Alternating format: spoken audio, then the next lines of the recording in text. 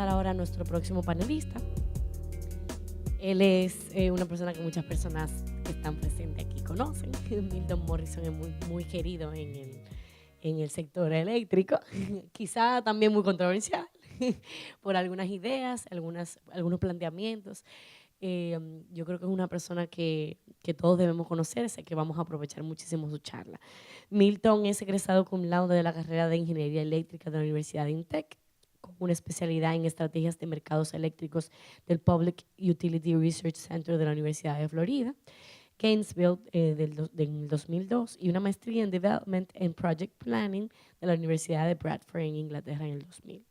Recuerdo que le pedí una referencia de esa universidad porque tenía mucho interés. Una universidad que en esa materia es bastante conocida. Es autor de los libros de La riqueza diluida, La ruptura generacional. En esa ocasión estuve como maestra de ceremonia y la verdad es que no tuvo desperdicios. Él es un autor que deben de conocer, también leer sus libros, y así como esos hay otros, y uno principalmente en energías renovables en la República Dominicana, que sería interesante que también pudieran revisar.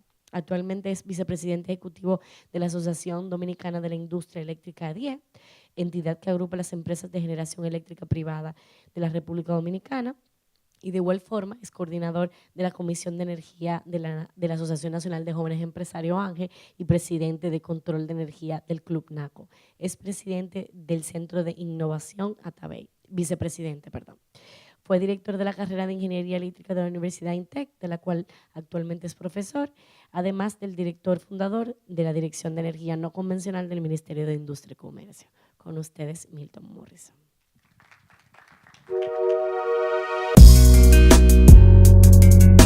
Muy buenas tardes. De verdad que para mí es un grato honor, un placer estar aquí esta tarde. Primero, agradecerle al Foro Hispaniola de Sostenibilidad, en su presidente y coordinador Jesús de Alexandro, la invitación, y a Cristel Fiallo por ese seguimiento en la coordinación de este panel, y a través de ello a todos los organizadores de este fabuloso evento que desde el día de ayer se está llevando a cabo aquí con unos temas sumamente interesantes, importantes, y sobre todo planteados desde una visión holística, o sea, viendo, digamos, la isla en su conjunto como un matrimonio que no tiene divorcio. Lleva demasiados años y así seguirá siendo, que de una u otra forma es indivisible, una realidad indivisible. Miren, realmente cuando Cristal me estuvo hablando, ella casi me convenció de lo siguiente. Ella me dijo, mira Milton, eso es un panel, eso es viernes en la tarde, después de comida. No me venga con una cosa muy estructurada, muy formal, que se me vaya a dormir la persona. Ella me insistió eso en 2 ocasiones y le tomé casi la señal. Y dije, bueno, yo no voy a traer un PowerPoint. Yo lo que voy a venir a conversar, a tener un diálogo con ustedes, con unas ideas, a provocarlos, y luego en el panel, junto con mi compañero, seguiremos conversando. Miren, lo primero es que hablar de energía y desarrollo en el contexto de la República Dominicana y Haití son, digamos, palabras, energía y desarrollo, que son indivisibles. No es posible lograr el desarrollo de ninguna nación en el mundo si eso no está vinculado con un desarrollo, digamos, de la energía, o más bien de un uso adecuado de la energía. Por eso hay quienes plantean y dicen que energía es desarrollo o electricidad es desarrollo. No es casual, por ejemplo, que entidades como el Banco Mundial desarrollan una serie de rankings que establecen cuáles son los países que tienen mayores niveles de desarrollo económico en función de una serie de indicadores energéticos. Hace un par de años hicieron ese ranking, tomaron 164 países y evaluaron cuáles eran los países que tenían un mayor consumo de electricidad per cápita, y en función de eso se puede medir qué tan industrializado, qué tanta demanda de energía tienen esos consumidores de diferentes niveles, y eso le da una idea del desarrollo económico. De esos 164 países evaluados, bueno, debo decirle que quedamos en el número 121, o sea, el primero, el mejor, 121, pero Haití quedó en el 164.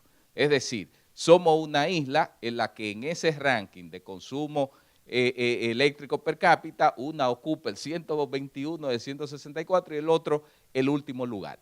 Eso debe llamarnos de una u otra forma a preocupación, en el sentido de que a medida que va avanzando los temas poblacionales, demográficos, hay una necesidad cada vez más inminente de una demanda de energía. Entonces, nosotros tenemos una realidad, que es bueno que ustedes sepan. Como isla, hay un tema de lo que le llaman la seguridad energética y otro tema que es la independencia energética. Nosotros, tanto en lo que concierne a seguridad energética e independencia energética, tenemos unos niveles muy bajos. ¿Qué es la seguridad energética? Para que tengan una idea, un país con una alta seguridad energética es aquel que tiene recursos autóctonos energéticos, los cuales explota de manera adecuada y puede suplir sus necesidades sin tener, digamos, de una u otra forma, una gran amenaza en caso de que si en algún otro país se produce una crisis energética, el suplirle, digamos, en el caso del petróleo o gas natural o carbón o lo que sea, no le afecte. Entonces, un país que tiene petróleo, por ejemplo, Venezuela, es un país que raya en los niveles de independencia energética, porque tiene petróleo y tiene muchas hidroeléctricas. Pero en términos de desarrollo económico, es un país que se ha quedado en niveles pobres. Fíjense, le pongo ese ejemplo para que vean que no necesariamente porque tú tengas muchos recursos energéticos, tú eres un país rico. Tú eres país desarrollado y rico en función del uso que tú le das a esos recursos energéticos. Entonces, en el caso de la República Dominicana, nosotros, en el caso eléctrico y de los combustibles, nosotros producimos, para que tengan una idea, el 85% de nuestra electricidad en base a combustibles que no están en nuestro suelo. Eso nos da unos niveles de seguridad energética hasta cierto punto volátiles, porque si en el estrecho de Hormuz o algún lugar de esto estratégico de la geopolítica energética se produce una gran crisis y se nos cortan los tanques que nos traen los combustibles, ahí se nos complicó la cosa como país, porque el 85% de la electricidad que se produce tenemos que importarla. En términos de independencia energética, no somos independientes por esa realidad de la seguridad energética que le hablo. Ahora, sí tenemos un gran potencial para ir de manera gradual llegando a ciertos niveles que no puedan entrar en el concierto de los que son los países que tienen algunos niveles de independencia energética. ¿Dónde podemos encontrar esos recursos energéticos que nos pueden dar esa independencia? Bueno, en lo que vemos día a día. Cuando salimos, ese sol que nos da de frente, ahí hay un gran potencial energético. Ese viento que vemos que en algunas regiones del país es bastante bueno, con unas velocidades que permite la explotación para la inyección a las redes, ahí podemos encontrar eso. No tenemos mucho en hidroeléctrica con agua y se hacen exploraciones y estudios, o van a iniciar exploraciones para ver si tenemos petróleo. Entonces, dada esa realidad, nosotros ni tenemos altos niveles de seguridad ni independencia energética. Lo mismo ocurre con Haití, y con Haití le voy a hablar en unos minutitos cuál es esa realidad. Pero dicho eso, que dependemos el 85% de la importación de combustible, yo les comento que nosotros producimos electricidad utilizando 5 fuentes, si se pueden llamar así, energéticas. Una es el petróleo y sus derivados, a través fundamentalmente de lo que le llaman el heavy fuel oil, y el fuel oil número 6 y el fuel oil número 2 es el petróleo, que se utiliza en estos momentos cerca del 50% de la electricidad que se produce en República Dominicana es con derivados del petróleo. Luego tenemos el gas natural, con el cual se produce cerca del 30 o 32% de la electricidad del país se produce con gas natural, que tampoco tenemos en nuestro suelo. Luego tenemos un 16% que se produce con carbón. Ahora que está de moda en los últimos tiempos el tema de las plantas carbón, es bueno que se sepa que nosotros producimos electricidad en base a carbón a través de la planta de Itabo hace muchísimos años, o sea que no hay una novedad. Y el carbón como fuente energética nos suma un 16% de la electricidad. Luego, el restante 12 o 13% que queda por ahí, un 10, 11 se produce, a veces baja, dependiendo de la sequía, por el tema de las hidroeléctricas con agua. Esa sí es autóctona, ¿se acuerdan del 15 que le hablaba? Y hay un 2% que se produce con viento a través del Parque Eólico Los Cocos, en Juancho, en la zona de Pedernales. Entonces, esa es más o menos la radiografía de lo que podría llamarse la matriz energética en la República Dominicana. Ahora, una pregunta que ustedes pudiesen hacerse ante el diálogo que tenemos hoy en día es, ¿por qué nosotros tenemos tantos problemas en el tema eléctrico? Hay un problema de suministro, hay un problema de redes, hay un problema de qué. Eso es una pregunta clave. Miren, el tema eléctrico, y será abordado, bueno, ya Yomaira hizo una introducción hablando de todo el marco legal e institucional, seguro ahorita Radamés nos va a hablar bastante del tema de la distribución, pero yo les digo así de manera rápida lo siguiente.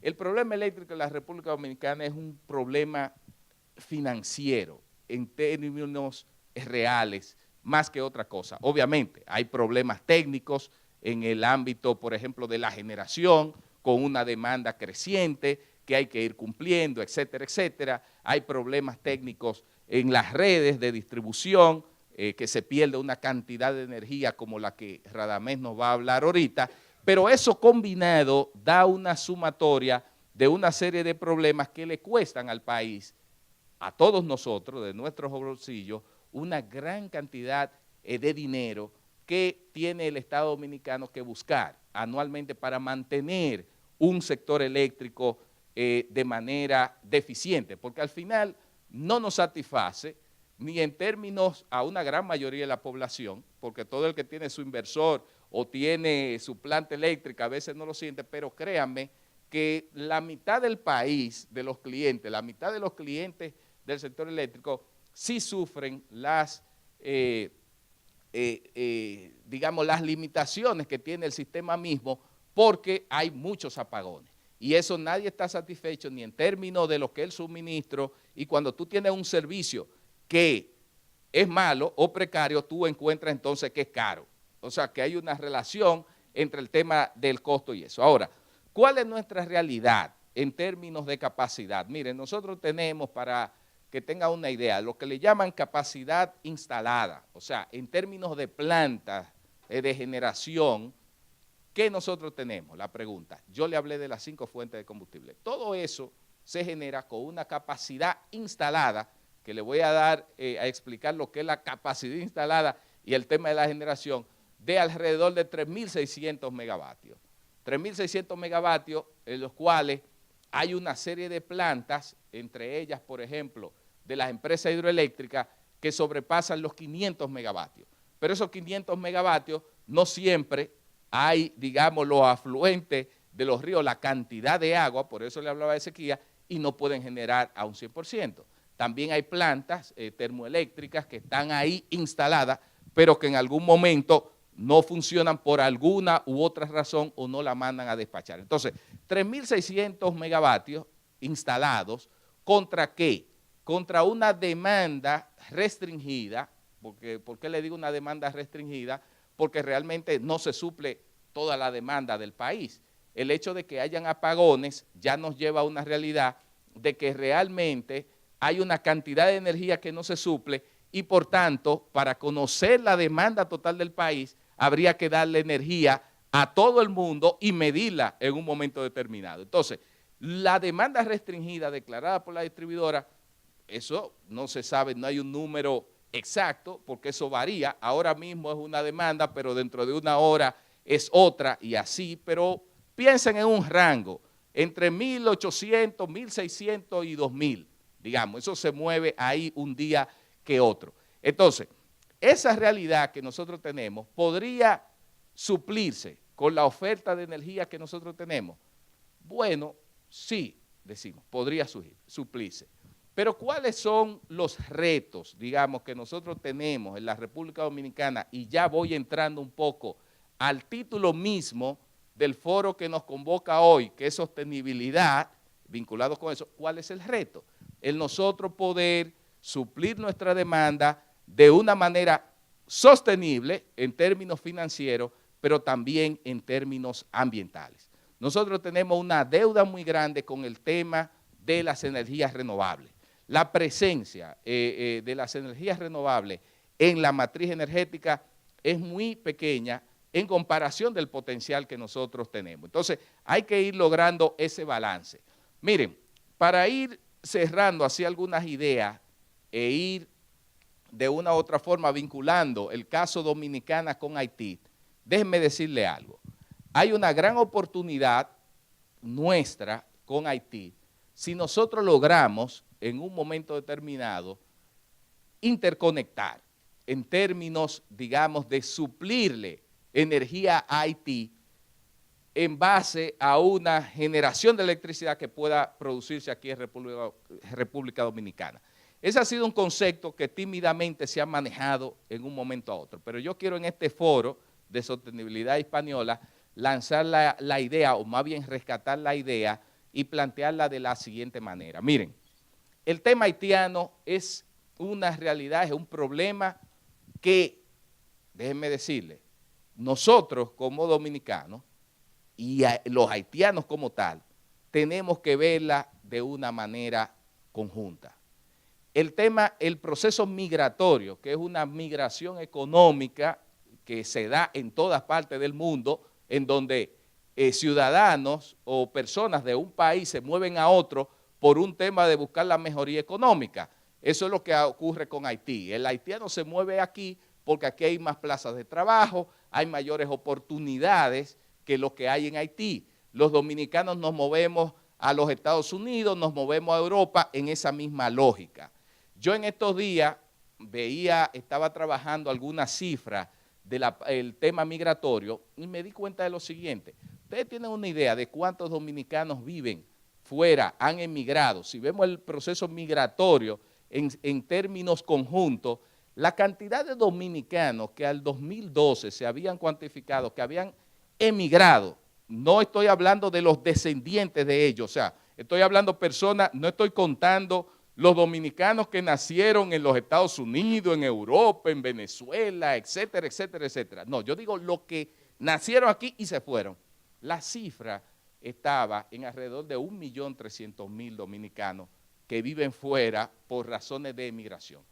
Ese mismo censo, trabajado por la ONE, la Oficina Nacional de Estadísticas, dice que la inmigración, o sea, lo que han venido hacia República Dominicana, contabilizado son alrededor de 600.000 personas. Eso es lo que dice la estadística. Nosotros tenemos más dominicanos fuera, el doble de los dominicanos fuera, que los extranjeros que han venido a nuestro suelo. ¿Por qué yo menciono eso? Porque la realidad, como empezaba diciéndole al inicio, electricidad es desarrollo, energía es desarrollo. Entonces, ¿cómo se va a desarrollar Haití? Porque el problema haitiano se resuelve desarrollándose Haití, pero el problema dominicano se resuelve desarrollándose Haití, porque en la medida que Haití se desarrolle y tenga ciertos recursos y mayores plazas de empleo y demás, la migración se reduce y hay ese alivio que muchos quieren, aunque uno tenga una visión un tanto diferente, que ahora este no es el foro para hablar de migración, pero yo tengo otras ideas que son de choque con las convencionales que están, pero voy a hablar solo de energía. ¿Por qué yo digo eso? El problema está en ayudar a que Haití se desarrolle. ¿Cómo nosotros podemos ayudarlo desde el punto de vista energético? De la siguiente manera. Yo les acabo de decir que nosotros tenemos 3.600 megavatios de capacidad instalada. Le acabo de decir que tenemos una demanda que oscila entre 1.600 a 2.000 megavatios. Grábense esos números. Demanda, 2.000. Capacidad instalada, 3.600.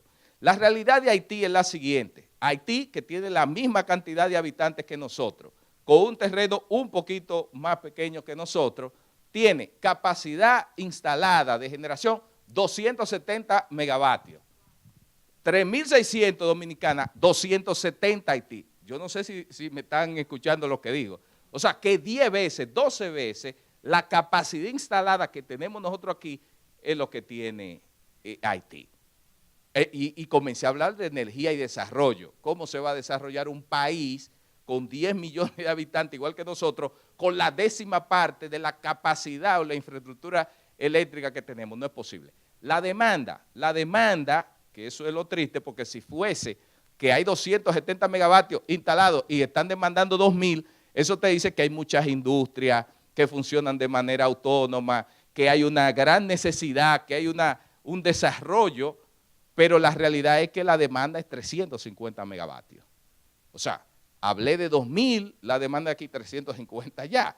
O sea, que estoy hablando 6, 7 veces la realidad. Entonces, ¿cuáles son las soluciones? Aquí cerca, en Centroamérica, hay una experiencia del CIEPAC.